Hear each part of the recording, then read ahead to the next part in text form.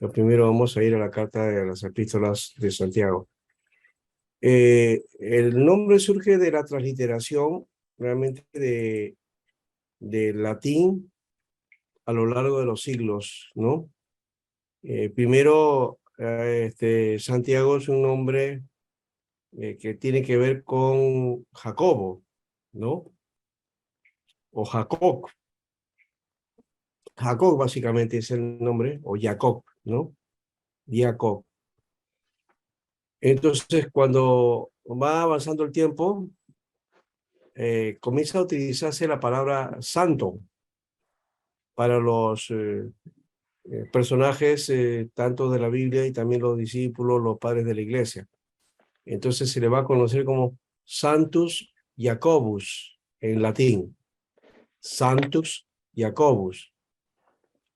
Y esta forma es la que va a hacer con ciertas derivaciones, ¿no? Se va a llevar no, a la palabra actual de Santiago, ¿no? Santiago. Sería más o menos San Jacob, ¿no? San Jacob, Santiago, Santiago, ¿ya? Esta carta está dirigida, según encontramos, es que está dirigida a las 12 tribus que están en la dispersión.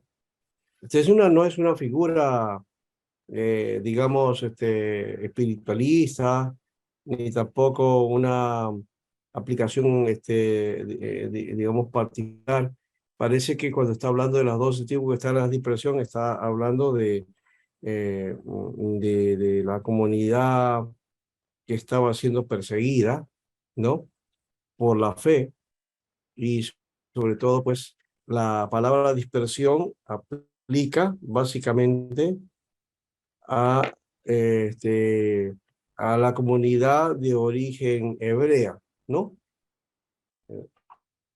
O lo que llamamos también nosotros la dispersión, ¿no? Ese es básicamente lo que tenemos.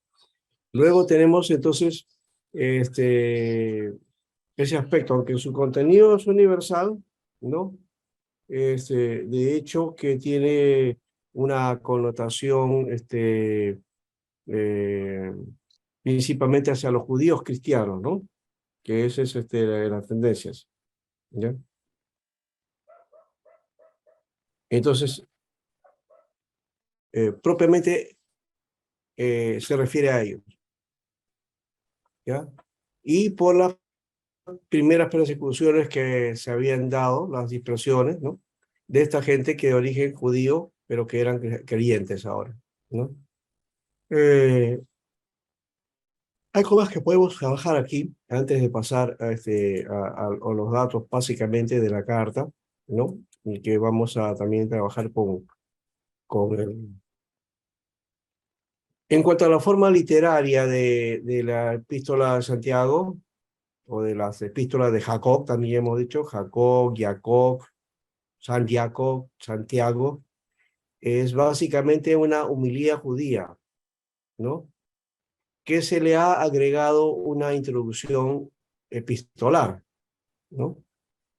Homilía judía que tiene una introducción epistolar, ¿no? Tiene una característica particular, esta carta, hace recordar a los mensajes de los profetas, ¿no? Especialmente de los profetas menores, por el llamado social que hace, por el trabajo sobre los derechos, sobre el amor al prójimo, ¿no? Que es muy ligado en este libro de Santiago, ¿no? Esta epístola solo tiene introducción, no tiene conclusión y tampoco tiene saludos, ¿no? No responde a problemas específicos que se han planteado previamente, ¿no? Como el caso de 1 Corintios, que ahí hay problemas específicos, se plantean problemas específicos, problemas muy particulares, ya que se plantean para que Pablo responda, ¿no? ¿no?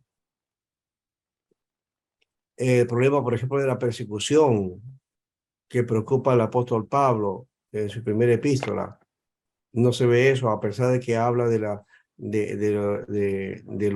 dos tribus de la dispersión. ¿Ya? Eh, Más bien interesa la ética comunal, ¿no? O sea, el sentido de lo comunitario. Está hablando de la comunidad de fe, de la solidaridad comunitaria, ¿no? De la ayuda al prójimo, ¿no? Y, y también hay una concepción de sapiencial que está relacionada estrechamente con lo que hoy día llamaríamos la inteligencia emocional de los creyentes, ¿no? Que eso es un tema quizás moderno, pero que está ligado a Santiago. Es una carta muy, ¿cómo diríamos? Una carta muy humana, muy pegado al ser humano, ¿no? Algo que es muy particular y que de paso dentro de nuestro mundo evangélico a veces desdeñamos nosotros, ¿no? Porque decimos, no, emociones, sentimientos, eh, tratar de ayudarnos, un poquito como que no, hacer lo espiritual, la oración, el ayuno, el culto, ya, termina eso, ya, ¿no? Pero aquí está haciendo mucho énfasis en la comunidad, en la forma solidaria de cómo se reacciona en la comunidad, en cómo nos actuamos sabiamente en la comunidad, ¿no? Con los necesitados, con los hermanos que están pasando dificultades, ¿no? Eh, por eso es un documento representativo del movimiento sapiencial también en el Nuevo Testamento. Esto no lo va a encontrar en muchos comentarios, generalmente no aparece eso porque no se da esa lectura, ¿no? Esa idea, y vamos a encontrar muchos consejos sapienciales de paso ahí, ¿ah? Al estilo Proverbios, ¿no? Y que como digo, que tiene una carga humana, que tiene una carga de solidaridad, ¿no? Aquí encontramos, por ejemplo, que se enfoca algunos problemas con respecto a la justicia social, por ejemplo, ¿no? Y aquí, en cuanto a la justicia social, entonces Santiago, el autor, toma la postura de los profetas, como ya mencioné, ¿no? Este hecho de la justicia social es un tema que está metido en el Antiguo Testamento, que ya hemos hablado en algún momento, creo también, o no, creo que los profetas menores vamos a hablar de eso, pero ya se da también en el libro de Isaías, se ve mucho eso, ¿no? Pero va a ser mucho más claro en los profetas menores. Bien, Santiago también entonces tiene esa característica, ¿no? Entonces, el énfasis de la justicia social y la denuncia de la conducta o la actitud de los ricos frente a los pobres, ¿no? Eso está en Santiago 5, del 1 al 6. Esto ha llevado a algunos comentaristas a compararlo a Santiago con el libro de Amós, porque Amós habla de eso, ¿no? De cuál es la actitud, cómo explotan los ricos, ¿no? A los pobres, ¿no? E inclusive dice que venden a pobres por un par de zapatos, ¿no? ¿No? Entonces esclaviza. Entonces, esa queja que está ahí, que no lo tocamos generalmente de nosotros, ¿ya? Ha dado pie a que en su momento sectores de la iglesia, tanto evangélica como católica, ¿no? Propusieron una teología para el pobre, para reivindicar al pobre, para redimir al pobre, para liberar al pobre. Y entonces ahí viene la teología de la liberación, que lastimosamente ha sido mal satanizada, ¿no? ¿No? Pero que en realidad está apuntando a esto que la Biblia muestra. Un mensaje que lo hemos tapado, después, como ya hemos dicho, o sea, ahí vamos a tener que pedir perdón a Dios por estar haciendo esa actitud de no destapar este mensaje, que es evidente, que es necesario tenerlo como parte de nuestra práctica de fe, ¿no? Los numerosos puntos de contacto entre la epístola entonces de Santiago y el Sermón del Monte, Mateo 5:7, nos va a llevar a pensar que esta epístola es una especie de breves homilías basadas en el Sermón del Monte, ¿no?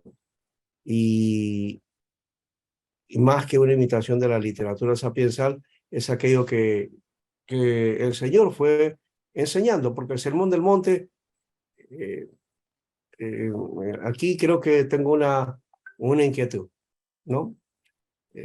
No es, y no lo voy a ver de ese modo, ese Sermón del Monte que aparece en Mateo, ¿ya?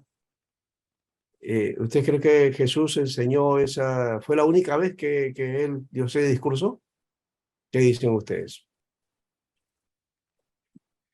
Mm,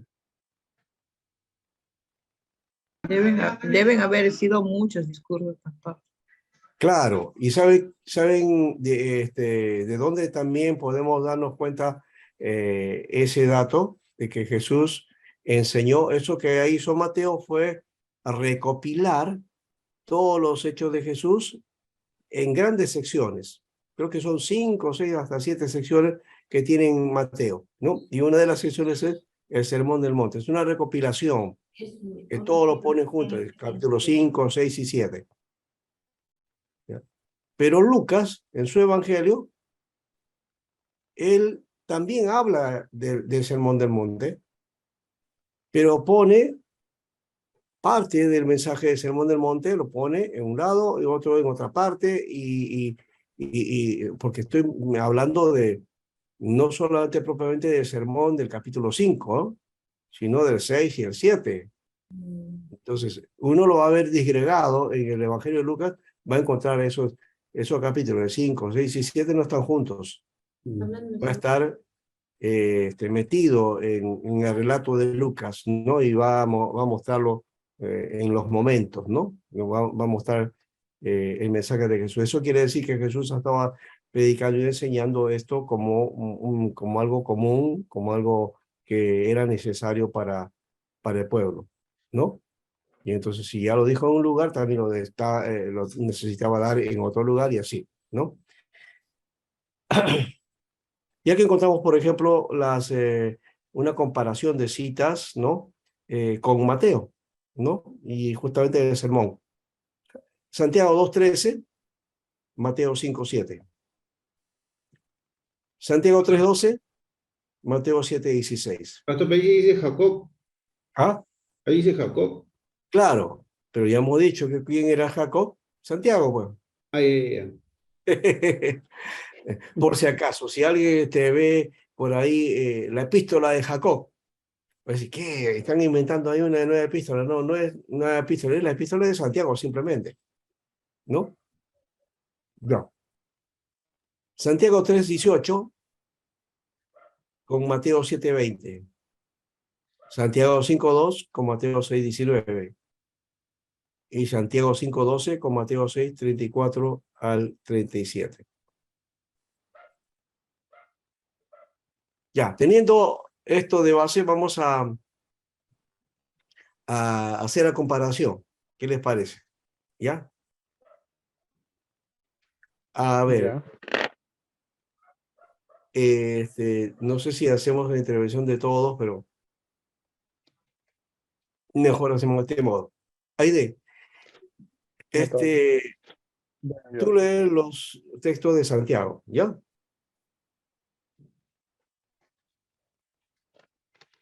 Y Carlos, tú lees los textos de Mateo, ¿ya? Entonces, Santiago 2:13 es el primer hermano Aide.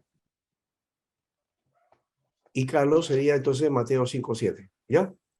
Así va a ser en el referente, ¿ya? Y continúa. Entonces comience con el primero, Santiago 2:13. Carlos hace su replicación con Mateo 5:7. Luego sigue Santiago 3:12 y Carlos habla de Mateo 7:16. Y así. A ver. 2:13, ¿no, pastor? Ahora usted. Sí. Amén. La palabra del Señor dice así, pastor. Misericordia será Porque con juicio aquel sin misericordia será con aquel que no hiciere misericordia, y la misericordia triunfa sobre el juicio. Amén. Muy bien. Bienaventurados los misericordiosos. Ok. Bienaventurados los misericordiosos, porque ellos alcanzarán misericordia. ¿Ve? ¿Cuál es el tema? La misericordia. La misericordia. ¿Ve? Ahora, Santiago 3:12. 3:12. Hermanos míos. Hermanos míos, ¿puede acaso la higuera producir aceitunas o la vid higos? Así también ninguna fuente puede dar agua salada y dulce. Ay, pastor. Por sus frutos los conoceréis. ¿Acaso se recogen uvas de los espinos o higos de los abrojos? De los abrojos. Muy Sí. bien. Ahí que está hablando de dar fruto, ¿no? Dar frutos. Dar frutos. Dar frutos. Dar fruto, ¿no? Y fruto correspondiente, ¿no?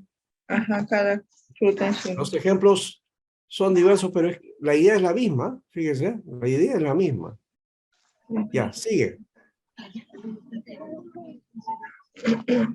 Y el fruto de justicia se siembra en paz para aquellos que hacen la paz. El Así fruto que de por sus justicia. frutos lo conoceréis. Ajá, muy bien. El fruto de la paz. Muy bien. El fruto de justicia. Y ahora dice, por sus frutos los conoceréis, ¿no? Ya, el 5:2. Y 5:2 dice así: vuestras riquezas están podridas y vuestras ropas están comidas de polilla. No os hagáis tesoro en la tierra, donde la polilla y el orín corrompen y donde ladrones minan y hurtan. ¿ve? Ujú. Habla de la actitud de los ricos. Y que de paso no es malo ser rico, ¿no? Pero muchas veces la actitud del corazón del hombre hace que ponga su corazón en las riquezas y comienza a tomar Puede actitudes corrompir. que no son las correctas, ¿no? Y maltrata a su prójimo. Y de eso está tratando ahí Jacob o Santiago, y también de eso habla Mateo, el Señor, que a los seguidores dice, no os hagáis tesoros en los cielos, ¿no? Y en la tierra, ¿no? Hágase tesoro en los cielos, pero no acá en la tierra, dice, ¿no? ¿Ya? Entonces, aquí estaría el Señor contra estas tendencias y predicaciones de la prosperidad, ¿no? ¿No? Que hablan de hay que ser ricos, hay que ser ricos, y que tienes que ser rico, y que le tienes que pedir al Señor, ¿no? Para que seas rico y abundante, y que tienes que tener lo mejor, ¿no? Bueno, Por nada os preocupéis. Santiago 5:12. Pero sobre todo, hermanos míos, no juréis ni por el cielo, ni por la tierra, ni por ningún otro juramento, sino que vuestro sí sea sí y vuestro no sea no, para que no caigáis en condenación.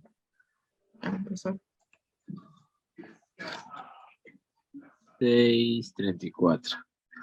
Así que no os afanéis por el día de mañana, porque el día de mañana traerá su afán. Basta a cada día su propio mal. ¿Y qué más dice hasta el 37? No, No. todos hasta el 34. 24 nomás hay. Ah, ya. Ahí. Bueno, está bien. Muy bien. Entonces acá hay un error. Ya, bien, entonces, hasta ahí hemos visto bien la secuencia, ¿no? Muy parecida. El mensaje de Santiago tiene mucho contenido de las enseñanzas de Jesús en las bienaventuranzas Pastor, y en el sermón. Sí, es el 5, 34, 37. Sí, pastor, porque no coincide. Ah, no. O sea, es Mateo 5, 34, 37. Sí, ya, lo voy a leer nuevamente. ya. Pero yo os digo, no juréis en ninguna manera, ni por el cielo, porque en el trono de Dios, ni por la tierra, porque es el estrado de sus pies, ni por Jerusalén, porque es la ciudad del gran rey, ni por tu cabeza jurarás, porque no puedes hacer blanco o negro un solo cabello. Pero sea vuestro hablar, sí, sí, no, no, porque lo que más de esto de mal procede. Así es. Ajá, Aide, correcto. léete el 5.12 de nuevo. 5:12. Pero sobre todo, hermanos míos, no juréis ni por el cielo ni por la tierra, ni por ningún otro juramento, sino que vuestro sí sea sí y vuestro no sea no, para que En no la parte caigáis final, en ¿no? condenación. Bien, gracias. Esa parte final es muy El pastor parecida. es 5:34, pastor, no 6. Sí, Sí, sí, 5:34, 5.34, sí. 37. Ya, Entonces, muy bien. ¿por qué le llevó a pensar que era un montaje de las No, homilías? no estamos hablando de un montaje, aquí. No estamos hablando que sea un montaje. Estamos hablando, lo que está hablando de breves homilías, o un montaje de breves homilías basadas en el Sermón del Monte. Cuando habla de montaje de paso no es la idea de haber utilizado y amontonar, no, no, la idea es de ir ordenando las ideas, ¿no? Para darlas como enseñanza, como instrucción a la iglesia, ¿ya? A la comunidad de fe. Recuerden que este es un estilo sapiencial, ¿no? Santiago tiene esa característica, ¿ya? Hay mucha instrucción, hay mucha instrucción en Santiago, ¿ya?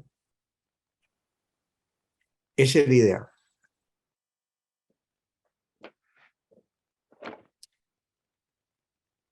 Bien, por otro lado, en este escrito dice que para la mayoría de los lectores de habla hispana el nombre Santiago se presenta como un enigma, ya que en ninguna parte de la Biblia aparece un personaje con este nombre. En la Peshitta se conserva su nombre original, que es Jacob. Por eso la Peshitta le llama Jacob, epistolada de Jacob, ¿ya? ¿Qué viene a ser el nombre del patriarca Jacob o Israel, ¿no? De ahí viene.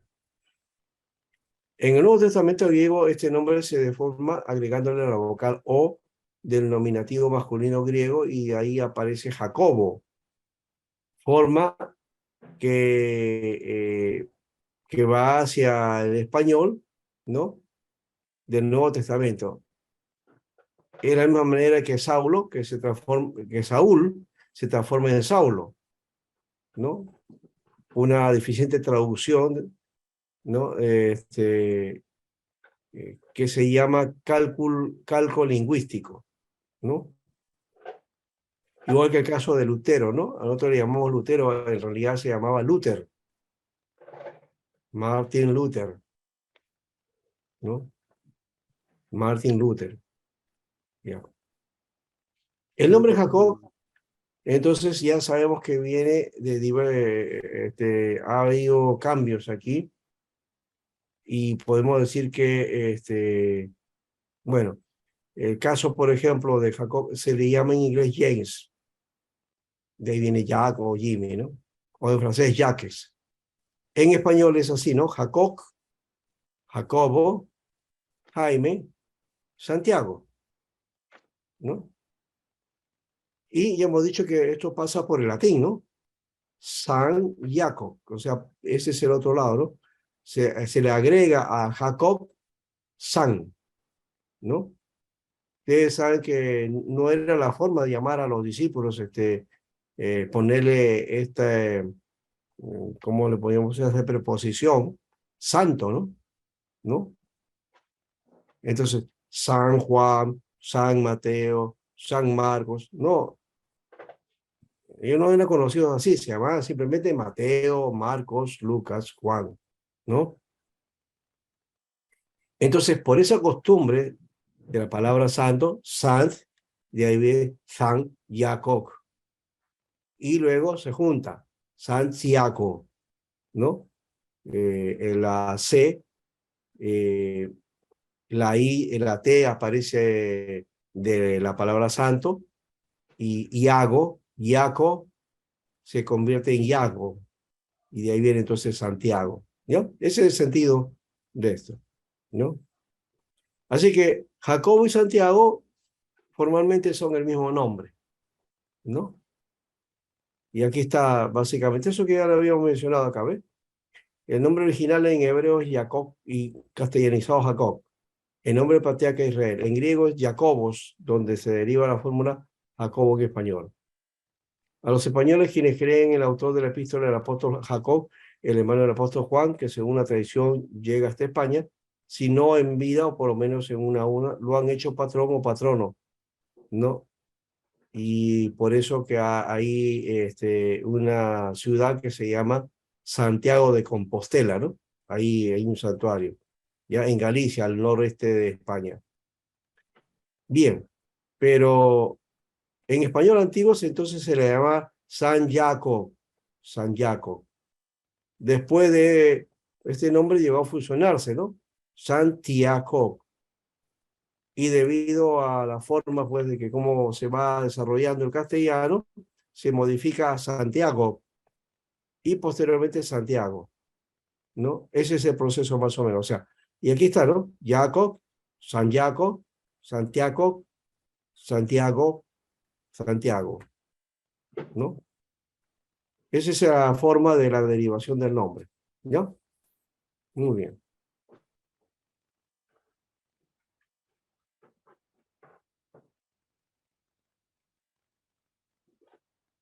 Y ya, entonces ahora, Jacobo, por otro lado, que era hijo de Zebedeo, hay varios aquí que vamos a mirar, ya, varios Jacob. Uno de estos es Jacobo, hijo de Zebedeo, que era hermano de Juan, ¿no? De Juan el apóstol, Mateo 4:21, y que fueron conocidos de paso como hijos de trueno, ¿no? Hijos de trueno, ¿no? Bonaerges, en arameo, ¿no? Era conocido como Jacobo el menor, o el mayor, perdón, para diferenciar de Jacobo el menor, que era otro de los 12, y que mereció, por tanto, ser considerado apóstol también de verdad, ¿no? Entonces, habían dos Santiagos o dos Jacob, ¿no? Jacob es el nombre, básicamente, ahí, ¿cómo se llamaban ellos, ¿no? Santiago ya es una derivación posterior, ya hemos dicho. Según Hechos 12:2, este Jacob fue asesinado por Herodes Agripa, más o menos por el año 44 del primer siglo, o también diciendo después de Cristo, ¿no? Según su muerte temprana, bueno, entonces el estado de desarrollo de liderazgo de la iglesia, ¿no? Tiene una situación ahí difícil, y cuando todavía, pues, los apóstoles no estaban definidos y aún no existía el gobierno eclesiástico centrado en un cuerpo de ancianos, ¿no? Eso hace que se descarta que que este haya sido el autor de la epístola de Jacob. Este Jacob que murió por manos de Herodes, ¿no? Porque en la carta de Santiago, de paso, en 5:14 se menciona a los ancianos de la iglesia. ¿No dice? Los ancianos de la iglesia, ¿no? Alguien está enfermo, llame a los ancianos de la iglesia. Ya. Esa figura todavía no estaba constituida en la época en que estaba Santiago el Mayor. Bueno, también está otro dato de otro Jacobo, que es el hijo de Alfeo. Este Jacobo era conocido también como Jacobo el Menor, llamado en Marcos 15:40, en griego, Micros, ¿no? Jacob Micros, Jacobs Micros o Jacobos Micros, pequeño, por lo que pudiera ser que no lo diferenciaba del anterior su edad, sino su talla, porque el hombre había sido pequeño, ¿no? Mateo 10:3 y Hechos 1:13. No hay ninguna evidencia en alguna tradición cristiana que asocie a este apóstol con la epístola de Jacob. Y por aquí está también el otro Jacobo, el padre de Judas Tadeo. Este es mencionado en Lucas 6:16 y Hechos 1:13. Este es el candidato de menor peso, ya que no hay evidencia que haya conocido o aceptado a Jesús como el Mesías o como el Señor. Y está también Jacobo, el hermano del Señor. En Mateo 13:55, este Jacobo es mencionado junto con sus hermanos, ¿no? Con los hermanos de Jesús, Jacobo, José, Simón y Judas. Y a la luz de Marcos 3:21 y Juan 7:5, al comienzo Jacob y sus hermanos no aceptaron ese carácter mesiánico de Jesús antes de la resurrección, porque no creyeron, ¿no? Después sí, parece que se le apareció Jesús resucitado, 1 Corintios 15:7 dice, y él se convirtió en dirigente de la iglesia en Jerusalén. Eso está en Gálatas 1:19 y 2:9 y Hechos 12:17. Él presidió el primer concilio de la iglesia en Jerusalén, Hechos 15, y formuló la carta a los creyentes de origen gentílico en Antioquía, Siria y Cilicia, Hechos 15, 19 al 23. Esa carta que fue mandada a todas las iglesias, ¿no? Con las inquietudes o ordenanzas que debían de guardar los gentiles. Según el historiador Flavio Josefo, aquí está su nombre en hebreo, Joseph ben Matitiahu, él murió apedreado a instigación del sumo sacerdote Anano, después de la muerte del procurador Festo, en el año 61 del primer siglo. Jacobo, entonces, quien nació después de Jesús, es el candidato mayor de peso como autor de la epístola de Jacobo en las iglesias de tradición reformada. Entonces, Santiago podía ser el hermano de Jesús. Bueno, hasta ahí queda el asunto, porque puede quedar todavía la posibilidad de que sea otro Santiago, porque el nombre de Jacobo en esa época era muy común. O sea, llamarse Jacobo, ¿no? Era un privilegio, ¿no? Juan, Jacobo, Mateo, ¿no? Estos son nombres típicos de aquella época, ¿no? El mismo Jesús también, ¿eh? Por si acaso, ¿no? ¿Ustedes se acuerdan de ese preso que estaba, que quiso liberar o que puso a comparación Pilato para liberar a uno de ellos, ¿no? Él quería liberar a Jesús y trajo a uno que estaba preso que había sido un subversivo, ¿no? Barrabás. Pendiente, ¿se acuerda cómo se llamaba? Barrabás. Barrabás. Pero en la Biblia parece que este Barrabás, ¿sabe cómo se llamaba? No. Jesús Barrabás. Ya. Jesús Barrabás. ¿Ya? Y bueno, no sé si ese nombre él lo utilizaba mucho más o no, o si como algunos por ahí opinaban que de repente hubo una confusión y total crucificaron a Jesús y si verdaderamente pedían a Jesús o a Barrabás, ¿no? Pero bueno, ahí está ese detalle. También dice que es por eso que a Jesús se le decía Jesús de Nazaret, también para distinguirlo de otro Jesús, porque el nombre era muy común. No solamente eso, sino que siempre tenía que haber una característica, ¿no? Que No había correspondía, no habían apellidos, Ujú. no habían apellidos. Entonces podía ser Jacob ben Joseph, por ejemplo. Entonces, Jacobo, hijo de, o Jacob, hijo de José, ¿no? O como el caso de Jesús, Yeshua, Nazaret, ¿no? O sea, Jesús de Nazaret. Pero también podía haber sido Yeshua ben David, Jesús, hijo de David, ¿no? Entonces son las identificaciones que se tenían, ¿no? Para llamar a una persona de esa manera. O se le daba el nombre de origen o de la ciudad, no, de la ciudad de donde se origina o de donde él provenía, ¿no? En el caso de Jesús, él vivía en Nazaret, por eso que se le llamaba Nazareno, ¿no? No Nazareo, sino Nazareno, ¿no? Ya. Hay el caso, por ejemplo, de un tal Judas, ¿se acuerdan? Judas era de Kerioc, y por eso se le conocía como Judas Iscariot, y luego pasa a ser Judas Iscariote, ¿no? Por el lugar de donde él provenía. ¿no? Entonces, así se conocía a la gente de esa época, ¿no?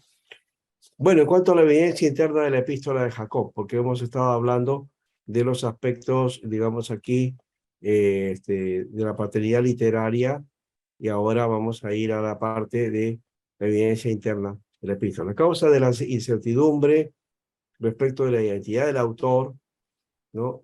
Esta epístola no tuvo aceptación general en las iglesias del occidente del Imperio Romano. ¿Sabe hasta cuándo? Hasta el siglo IV. Fue una de las epístolas que duró, digamos que fue difícil reconocerla como canónica, ¿no? Por eso que también esta carta es parte de lo que se conoce también en términos bíblicos, no entre nosotros, sino en biblistas católicos que llaman a Santiago y a otras cartas también que no eran reconocidas, ¿ya? Se les conoció como libros deuterocanónicos. Deuterocanónicos. O sea, hay protocanónicos y deuterocanónicos también en el Nuevo Testamento, ¿ya? Y estos deuterocanónicos estaría ahí Hebreos, estaría también Santiago, está Judas, ¿no? Creo que también está segunda de Pedro y la segunda y tercera de Juan, ¿no? Que son las cartas que... y Apocalipsis, de paso, ¿no? Apocalipsis también es la otra carta que se demoró en ser reconocida, ¿no? Entonces, son documentos que se conocen como deuterocanónicos dentro del Nuevo Testamento. Es una nomenclatura que no utilizamos nosotros en el mundo protestante. En el mundo evangélico casi. Si tú les dices eso a un hermano o a un pastor, te va a disciplinar, porque cree que estás diciendo una herejía, ¿no?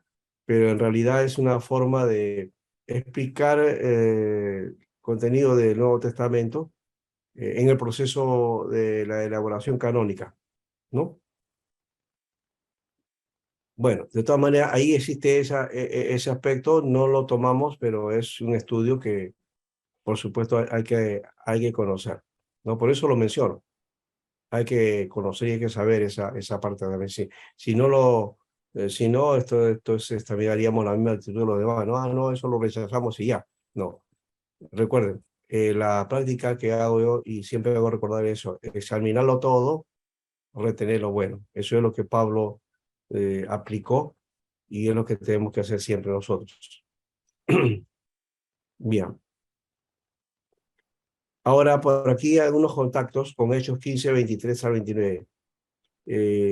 La epístola Jacob y la carta a los creyentes gentilicios de Antioquía, Siria y Cilicia, que fue formulada bajo la dirección de Jacob, hermano de Jesús. Eso está en Hechos 15, 23 al 29. No son solamente asuntos concluyentes, pero sumados juntos refuerzan el argumento de que Jacob, el hermano de Jesús, puede haber sido el autor de esta epístola. Fíjense cómo está compuesta. Dice, la comunidad cristiana, ahí está el saludo, ¿no? De la primera mitad del primer siglo pronto se vio acostumbrada a una fórmula de saludo que combina el saludo griego de esos tiempos, que era el haris, gracias, con el saludo hebreo, paz, shalom, ¿no? Gracia y paz, ¿no? Esa es la forma que utilizaba. En este caso, no sé si en hebreo utilizaba sedek, o de repente, no sé si la otra, hay varias palabras para gracia o misericordia, ¿no? Pero Gesed que es uno. Las epístolas del apóstol Pablo, que son más numerosas que las demás, ¿no? Dan la impresión de que fuera Pablo quien llegara a combinar ambos saludos en uno solo, implicando la unidad de judíos y gentiles de la comunidad cristiana. Pero podía ser otra cosa en realidad. También el apóstol Pablo usa la misma fórmula en 1 Pedro 1:2 y 2 Pedro 1:2. Gracia y paz. En segunda de Juan 1:3 aparece la misma fórmula, pero parafraseada. la gracia, la misericordia y la paz de Dios Padre y de Jesús el Mesías. Hijo del Padre estará con vosotros en verdad y amor. El Hijo del Padre estará con nosotros en verdad y amor. Judas entonces también amplía la fórmula de misericordia, paz y amor, ¿no? Misericordia como gracia, ya hemos dicho, ¿no? Misericordia y gracia. De paso, en el Antiguo Testamento, gracia está expresada como misericordia, ¿ya? Así que con eso borramos esa idea que por ahí todavía se da en las iglesias dispensacionales, donde dice que en el Antiguo Testamento no hay nada, no se habla de gracia, ¿no? No era el tiempo de gracia. Pero por favor, ahí está la palabra, misericordia. Gesed. Gesed es una de las palabras que estaba ahí, considerada como de la gracia, ¿no?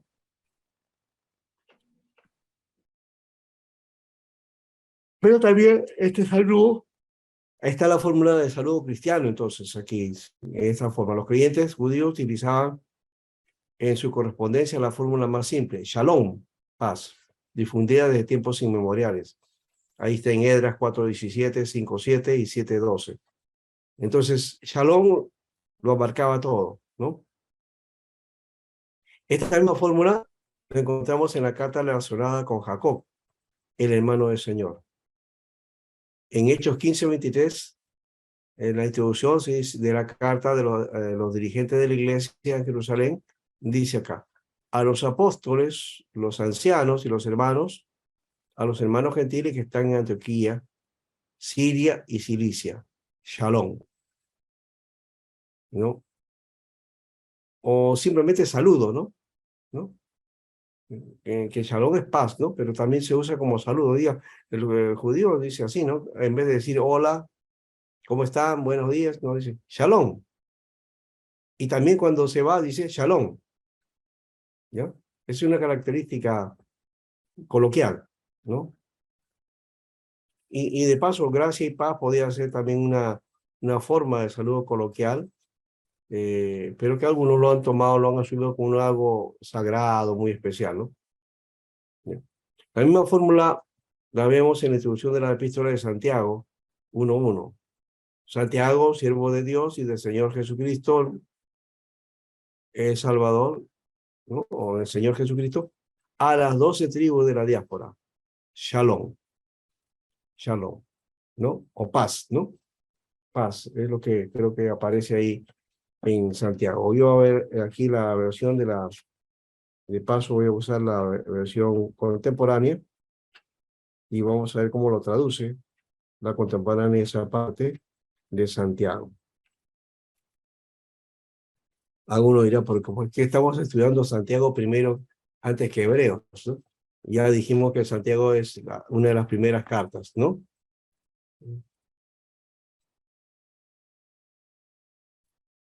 Bueno, en este caso aparece así. Yo, Santiago, siervo de Dios y del Señor Jesucristo, saluda a las 12 tribus que están en la dispersión. Punto. No dice Shalom.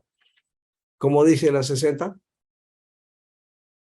La 60 dice Santiago, siervo de Dios y del Señor Jesucristo, a las 12 tribus que están en la dispersión. Salud.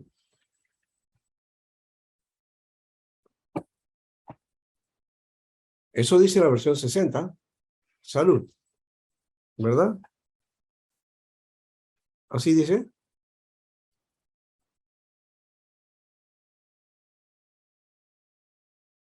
¿Sí o no? A ver, ¿qué dicen ustedes?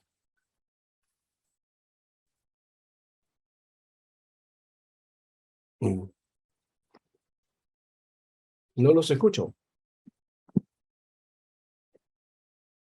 ¿Cuál versículo dijo, pastor? Santiago 1:1. Santiago 1:1. Dice Santiago, siervo de Dios y del Señor Jesucristo, a las 12 tribus que están en la Salud. dispersión, salud.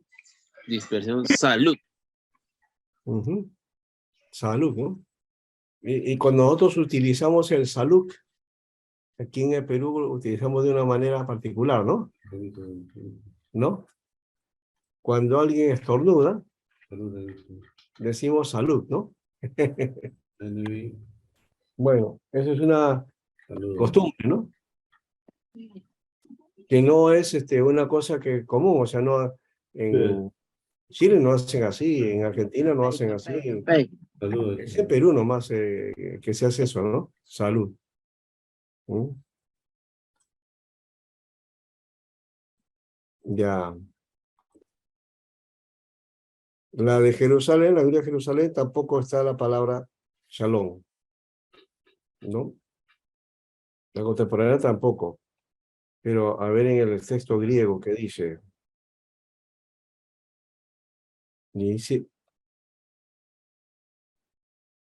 Jerein o Jairein, saludos. O sea, utiliza la palabra que sería Haris o de ahí viene, ¿no? Haris, ¿no? Jairein o Jerein, saludos. Lo traduce también acá como saludo, ¿ya? Pero que eso me da la idea del shalom, de la paz, ¿no? ¿Ya? Pero se da como saludo en el sentido también de paz, ¿no? O de shalom, como digo, como, que es una forma de saludo. Hoy día es una forma de saludo. ¿Mm?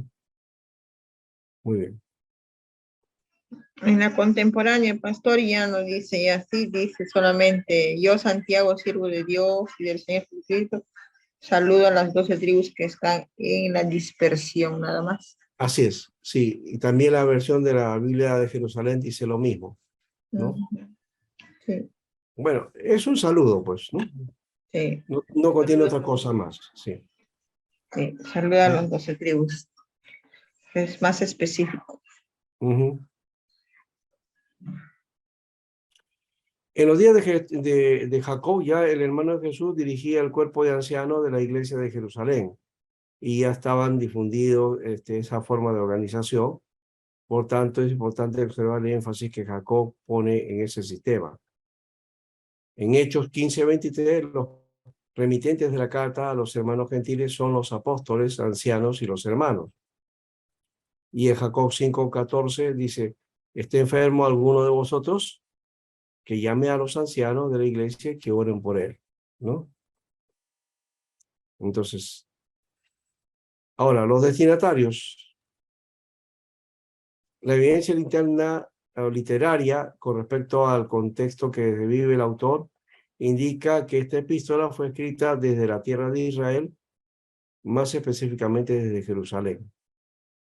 El hecho de que la epístola no sea remitida a las 12 tribus de la diáspora, que refiere a la totalidad de los creyentes judíos, es un indicador de que el autor se encuentra en Israel y que tiene gran preocupación por el comportamiento ético de los que profesan el nombre de Mesías o el nombre de Cristo en medio de los gentiles. Mesías y Cristo es lo mismo, ¿eh?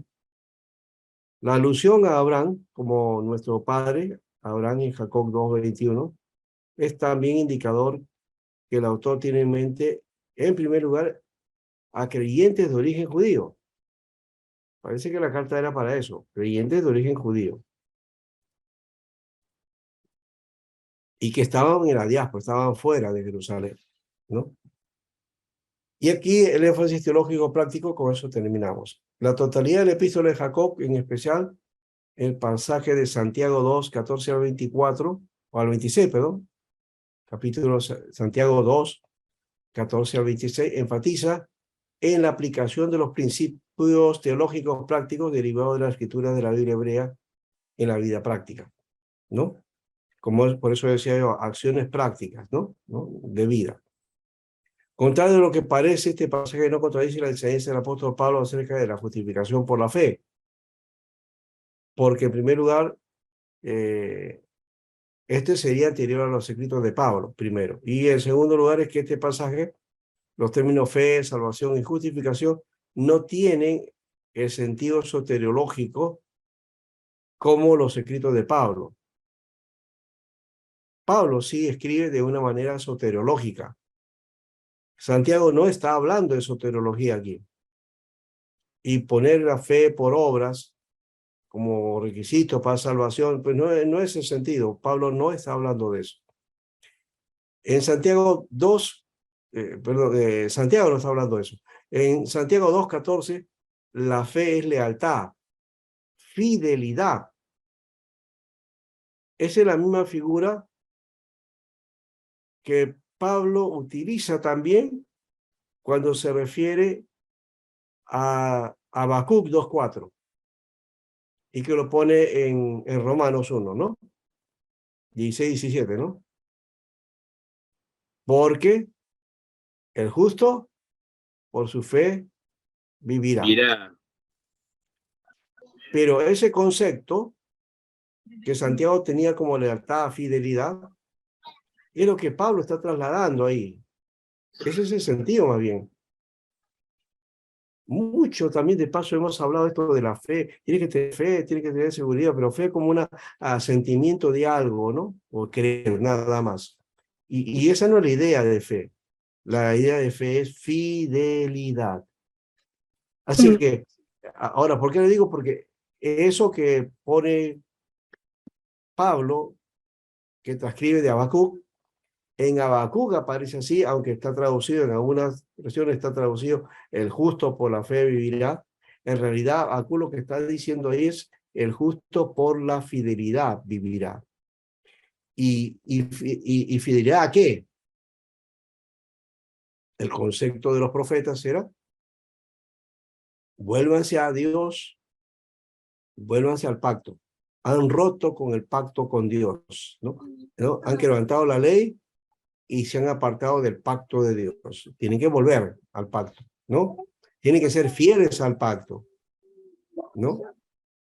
Entonces, no solamente es creer o tener fe al pacto, sino la fidelidad, el compromiso, la lealtad al pacto. Entonces, el justo, ¿no? Por su fidelidad, por su lealtad al pacto va a vivir. Ese concepto es el que va a trabajar Pablo también cuando dice el justo por la fe vivirá, en el sentido de la salvación, ¿no? ¿No? Que hay que ser fieles, ¿no? La fidelidad. Eso es un tema muy importante, muy bonito también. Muy bien, entonces, en Santiago 2:14 la fe es lealtad, fidelidad, exactamente con el sentido de la palabra hebrea emuná. Emuná, que es fe, fidelidad o fe también se traduce, ¿no? En la epístola de Santiago, la palabra salvar significa liberar, vindicar, redimir a la sociedad, de la misma manera que en 1 Timoteo 2:15. Entonces no tiene sentido soteriológico. Yo creo que esa mirada soteriológica, que si bien se ve en Pablo, y que lo hemos sacado de ahí, y lo aplicamos a todo el Nuevo Testamento, no nos hace mirar realmente que cuando, como el caso de Santiago, habla de salvar o habla de liberar, ya no habla en sentido soteriológico, está hablando desde otra perspectiva, que tiene que ver con reivindicación, ¿no? Y la palabra entonces justificar significa recibir el sitial de justo o de sadik, ¿no? Sadik es la palabra justo, ¿no? Por si acaso, que en castellano tenemos una palabra que suena fea, ¿no? Sádico, ¿no? Pero sadik es la palabra justo, justamente, ¿no? De ahí viene saduceo, ¿no? Sadoquín. ¿Ya? Sadik, justo. Es decir, ser restaurada la comunidad del pacto. Y acá en el diccionario nuevo, diccionario bíblico, dice, Santiago no emplea la palabra justificado en 2:21 con referencia al caso de Abraham, al que se refiere Pablo, es decir, Génesis 15:6, sino con referencia a Génesis 22, que es la declaración de justificación en ocasión del sacrificio de Isaac. En sí, la coronación de una vida de fidelidad que surge de la fe, en Génesis 16:6. ¿Ya? O sea, una vida de fidelidad que se muestra por la fe, ¿no? Pero que tiene una base, ¿no? O sea, ahí el evangélico se ha quedado un poco cuando dice, no, es por fe, por gracia, no por obras. Entonces, y esa es la forma en que después comienza a actuar en su vida cristiana. No hace obras, no hace nada, porque no necesito de hacer obras porque ya tengo la fe, ya tengo la salvación, ya tengo la gracia, ¿no? Solamente necesito la fe. Pero Santiago dice, no, hay que tener evidencias de esa fe. ¿Dónde está tu fidelidad? ¿Cuáles son las acciones que se muestran esa fidelidad al Señor? ¿No? Entonces, eso está ligado a lo que dice Pablo también en Efesios 2:8, ya cuando dice que no es por obras para que nadie se gloríe, pero el Señor dice ha preparado buenas obras para que andemos en ellas, ¿no? O sea, hay buenas obras para la vida posterior, ¿no? O de la vida que tiene que ver con la vida cristiana, ¿ya? Y que tiene que tener evidencias, ¿no? Entonces, las obras son para los creyentes, no para salvación, sino como evidencia de su vida, ¿ya? En Cristo, ¿no? Eso es importante tomarlo también en cuenta. Bien. Ahí terminamos esta parte. La próxima semana vamos a continuar y vamos a terminar, vamos a trabajar un poco algunos aspectos. Bueno, ustedes van a encontrar seguramente Santiago las formas, el bosquejo y todo eso. Ya estamos haciendo de otra manera el texto, ya, y guiados por este material de Moisés Chávez, que es muy bueno, ¿no? Bueno, aquí quedamos. Dios les bendiga, ¿ya? Y aquí va a estar el contenido de las epístolas, aquí está también, ¿ves? Eso es lo que vamos a ver después, ¿ya? Y Compártenos, por favor, pastor, luego vamos a ver a Hebreos, ¿ya? Bien. ¿Preguntas o si no cerramos?